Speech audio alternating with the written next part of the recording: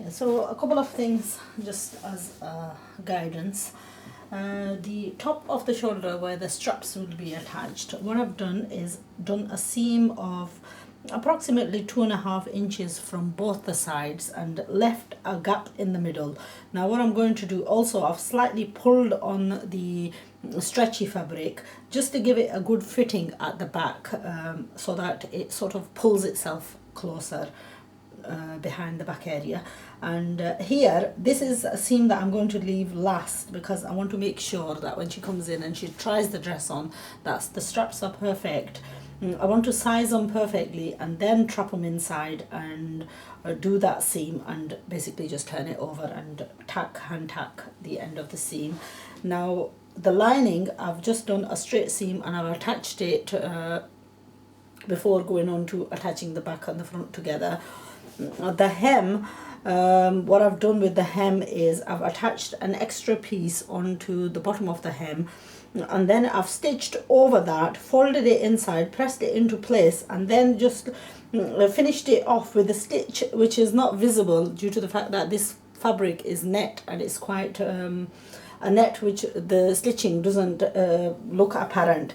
If the stitches were to show on this, then I would have hand tacked it, just a little tacks along the way just to keep those the hem attached to the bottom. And this one I'm going to let it drop by itself. Now the problem that you have is if you were to attach the two together, sometimes the fabric is heavy and it doesn't drape properly and you get slightly overhanging. So to get a good finish, what I've done is attached a separate piece, turned it on the inside, and then I'm going to let the inside lining just fall naturally.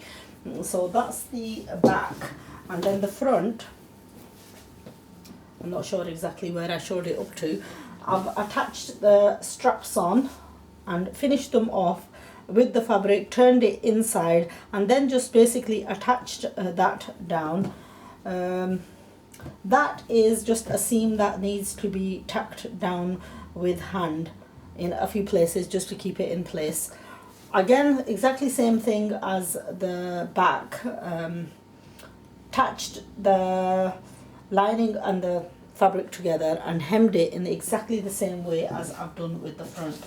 Now the final part of this is obviously I've got the straps there which they're going to get attached last. I'm going to leave that part overhanging as it is because we're going to come back and attach that, and then this is just a straight seam. Now on the one side is going to have a split, and the split turning, I'm going to be hand turning that one because it's quite a big split.